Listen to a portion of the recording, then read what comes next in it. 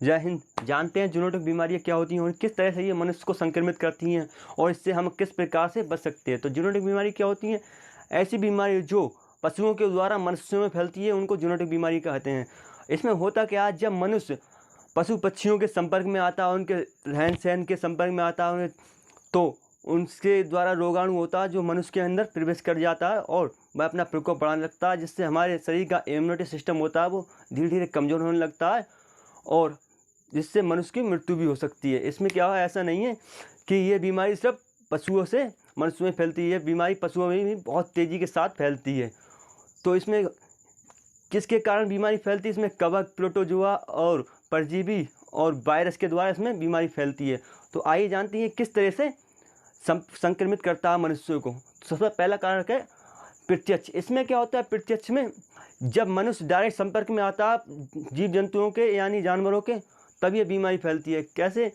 जब ऐसे पशुओं के रहन सहन में पशुओं को चारा खिलाना, उसका मल उठाना या फिर उनको देखभाल करना, इस तरह से ये बीमारी फैलती है मनुष्यों में। और दूसरा कारक है पशु पक्षियों के काटने से। जब पशु पक्षी मनुष्यों को काट लेते हैं तो ये बीमारी मनुष्य के अंदर प्रवेश कर जाती है और उसके धीरे धीरे इम्यूनिटी सिस्टम होता है, जो प्रतिरोधी तंत्र होता है, उनको हनन करने लगती है और अपना प्रकोप बढ़ाने लगती है, जिससे मनुष्य की मृत्यु भी हो जाती है।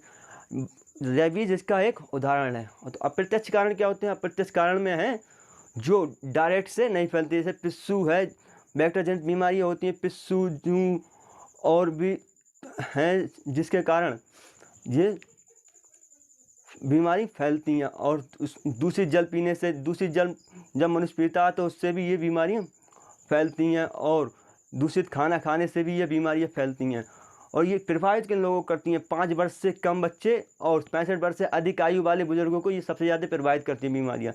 इसमें होता क्या है, जो 5 वर्ष से कम और 65 वर्ष से अधिक के बुजुर्ग होते हैं, उनके जो इम्यूनिटी सिस्टम होता है, प्रतिरोधक तंत्र होता है, वो कमज़ोर पड़ जाता है और जिससे आसानी जो वायरस होता है आसानी से उस पर अटैक कर उनको आसानी से अपने कब्जे में ले लेता है, जिससे ये उनके लिए बहुत घातक सिद्ध होती है।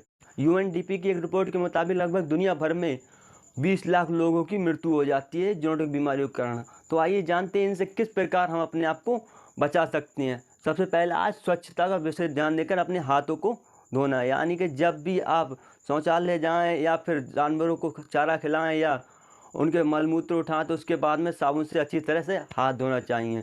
और दूसरा है मच्छर, बैक्टीरिया जनित बीमारियों से, मच्छर हैं, पिस्सू हैं, इनसे अपने आप को बचाते रहना उचित होगा।